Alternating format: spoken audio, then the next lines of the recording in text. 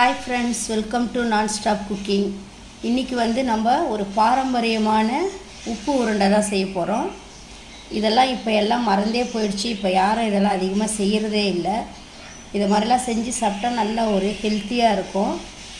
வாங்க நம்ம இதை எப்படி செய்யலான்னுட்டு பார்க்கலாம்.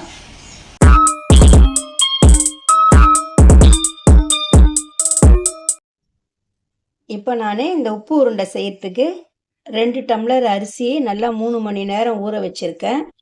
இதை நல்லா கழுவி வச்சுருக்கேன். இப்போ இது வந்து நம்ம மிக்சி ஜாரில் தேவையான அளவு நம்ம உப்பு போட்டு கொஞ்சம் குறைன்னு அரைச்சி எடுத்துகிட்டு வந்துடலாம். இப்போ நான் பாதி அளவு அரிசி போட்டிருக்கேன்.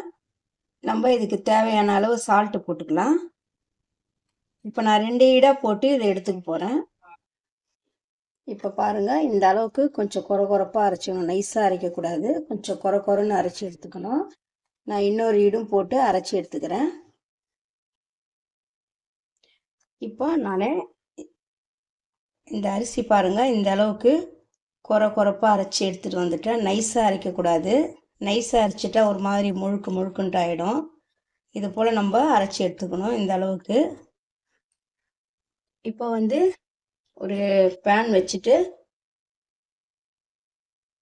இதில் கொஞ்சமாக எண்ணெய் விட்டுக்கலாம். ஒரு 2 டீஸ்பூன் எண்ணெய் விட்டுக்கலாம். இப்போ இந்த எண்ணெய் நல்லா காஞ்சிடுச்சு. இதில் வந்து நம்ம 1 டீஸ்பூன் கடுகு போட்டுக்கலாம்.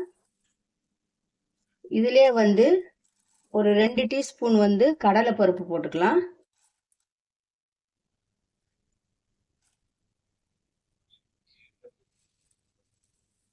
ரெண்டு டீஸ்பூன் வந்து உளுத்தம் பருப்பு போட்டுக்கலாம்.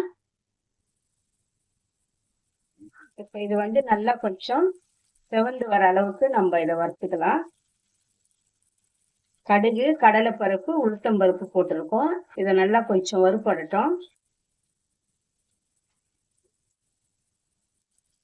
இப்போ இது கொஞ்சமா செவந்து வந்த உடனே ஒரு 2 வரமிளகாய் குட்டி குட்டியா கிள்ளி வச்சிருக்க பாருங்க. இது போல வச்சுக்கணும். அதிகமா நம்ம இதுல வந்து அந்த வரமிளகாய் இருக்கிற விதைய போடக்கூடாது. இப்ப இதுலயே வந்து கொஞ்சமா கறிவேப்பிலை போட்டுக்கலாம்.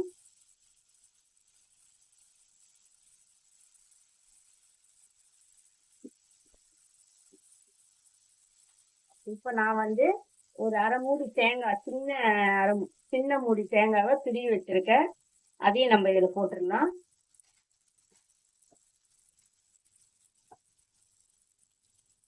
இப்ப லைட்டா நம்ம அப்படியே கிளறிக்கலாம். அதிகமா நம்ம வதக்கக்கூடாது தேங்காய் போட்டு.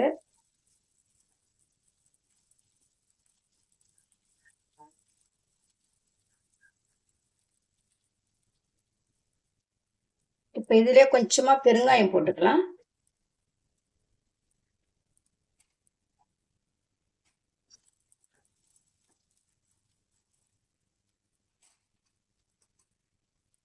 இப்ப வந்து நம்ம இந்த அரைச்சி வச்ச மாவை இதிலே ஊற்றிடலாம்.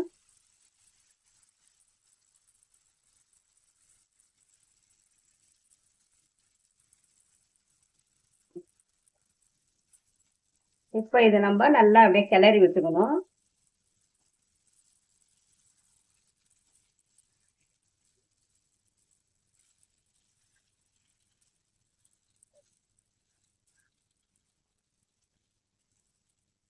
நம்ம வந்து அதிகமா தீ போடக்கூடாது. சிம்மிலே வச்சு கிளறணும். அப்பதான் இந்த மாவு வந்து கொஞ்சம் நல்லா வெந்து கட்டியா வரும். இப்ப பாருங்க, நல்லா இது போல நல்லா கிளறிக்கணும். இந்த அளவுக்கு நல்லா நம்ம உருண்டை பிடிக்கிற அளவுக்கு நம்ம இந்த அளவுக்கு கிளறி விட்டுக்கலாம்.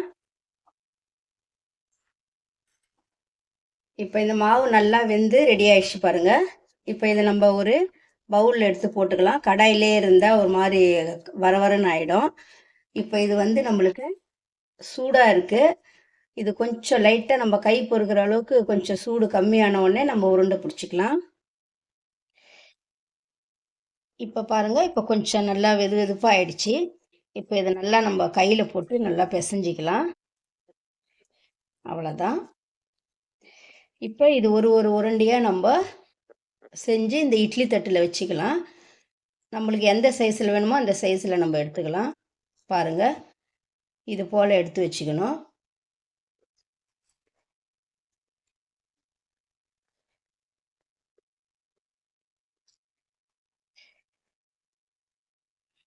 எல்லா மாவையும் நம்ம இது போல் உருண்டை பிடிச்சி எடுத்து வச்சிடலாம்.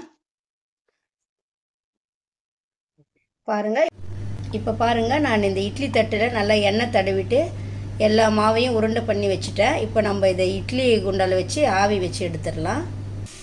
இப்போ நான் இட்லி குண்டால் தண்ணி நல்லா கொதித்த உடனே இந்த இட்லி தட்டை வச்சு இப்போ நான் மூடிட்டு ஒரு 8 இல்லை 10 நிமிஷத்துக்கு நம்ம ஆவியில் வச்சு எடுத்துக்கலாம். இப்போ பாருங்கள், நல்லா 8 நிமிஷம் 10 நிமிஷம் ஆயிடுச்சு. இப்போ நல்லா வெந்திருக்குது பாருங்கள் உருண்டெல்லாம். இப்போ நம்ம இதை எடுத்துடலாம். இப்போ எல்லா உருண்டையும் நம்ம ஒரு பவுலில் எடுத்து வச்சாச்சு பாருங்கள். சூப்பராக ரெடி ஆகிடுச்சு. இது நல்லா நம்ம சுட சுட சாப்பிட்றதுக்கு அவ்வளோ ஒரு அருமையான ஒரு டேஸ்ட்டில் இருக்கும். ஒரு பாரம்பரியமான உப்பு உருண்டை ரெடி ஆகிடுச்சு. இதுக்கு நம்ம ஏதாவது கார சட்னி கூட சைட் டிஷ்ஷாக வச்சுக்கலாம், அப்படியே சாப்பிட்லாம், நல்லாயிருக்கும். இதே போல் நீங்களும் செஞ்சு பாருங்கள். செஞ்சு பார்த்துட்டு எப்படி இருக்குன்னு கமெண்ட்ஸில் சொல்லுங்கள். இந்த வீடியோ உங்களுக்கு பிடிச்சிருந்தா லைக் பண்ணுங்கள், ஷேர் பண்ணுங்கள், கமெண்ட் பண்ணுங்கள், சப்ஸ்கிரைப் பண்ணுங்கள்.